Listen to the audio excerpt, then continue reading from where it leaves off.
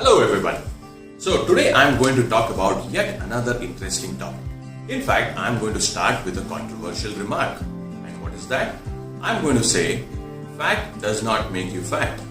Sounds very odd, isn't it? Right from the beginning, all of us have been sort of brainwashed into reducing fat from our diet, eating less fat. So right from our childhood, we have been told, don't take excess ghee on the roti, don't eat fried stuff, don't use excess oil while cooking. All of that is fine to an extent. But in spite of doing all of these things, most of us are quite conscious about not having excess fat from the diet. But in spite of doing all of these things, a lot of us still have a lot of body fat. Now, why does that happen? Mostly it happens because we don't have a clear understanding as to how fat is exactly created in our bodies. For most of us, we are predominantly vegetarian people. By vegetarian, what I mean is that we don't eat non-vegetarian food every single day. By that, I also mean that we don't eat too much protein every single day.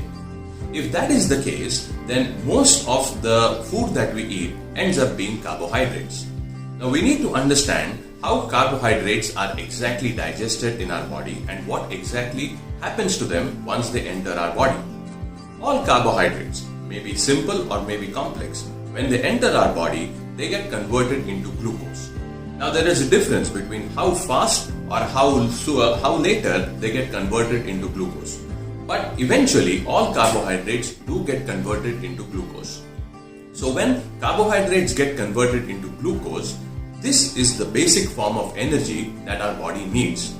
This glucose is later converted into ATP, which can be used as energy by our cells. Now what exactly happens is that when we eat carbohydrates, there is glucose in our body. Some of that glucose is maintained in the blood as blood glucose.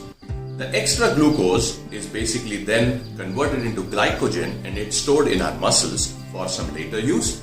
And if there is some more glucose still remaining, all of that is converted into fat and stored all over our body for really future use.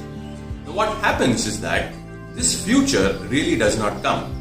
What I mean by that is that we don't end up doing too much activity on one day and no activity on the other. So what happens is that our diet is more or less the same every single day. So every single day there is an excess of carbohydrates as compared to the activity that we do.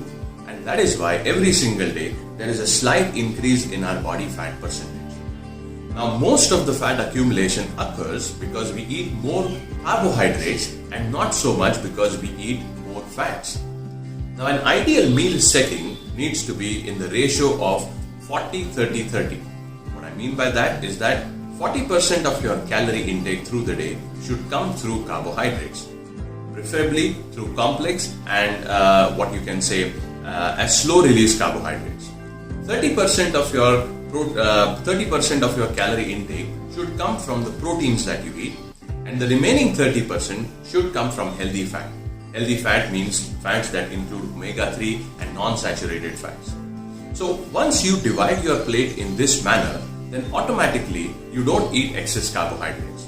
Since most of us are not very aware of eating enough amount of protein, and since most of us are paranoid about not having fat, what ends up happening is that we end up eating more carbohydrates than the other two macronutrients. So if you really plan your diet properly, that means you do have 30% of protein as calorie intake and 30% of your calories through fat. What ends up is only 40% for the carbohydrates. This proportion keeps your body fat under control because you don't eat excess carbs, you don't end up creating too much sugar in your body, and because of that there is also a restriction put on excess fat production in the body. So once we change the composition of our plate, or I would say once you change the composition of your diet, automatically you start changing the composition of your body. So cutting down on extra fat or cutting down on the unhealthy fat is a good thing, but cutting down on fat altogether is not a wise thing to do. Eating enough fat and eating enough protein is going to ensure that you have enough satiety. When you have enough satiety, automatically you don't have too much of appetite. When you don't have too much appetite, you are not going to consume too much calories, which is in turn going to help you to maintain your body weight as well. So eating enough protein and eating enough carbohydrates is going to help you to maintain that good muscle mass. It is going to keep you away from overeating. It is also going to dramatically reduce your cravings and sugar spikes through the day, which overall gives you a fantastic effect as far as your energy is concerned and as far as your activity levels are concerned. So for a healthy body and to maintain a good and healthy fat percentage, it's important to eat carbohydrates in just the right amount. Don't eat excess carbs because that is eventually going to lead to excess fat production.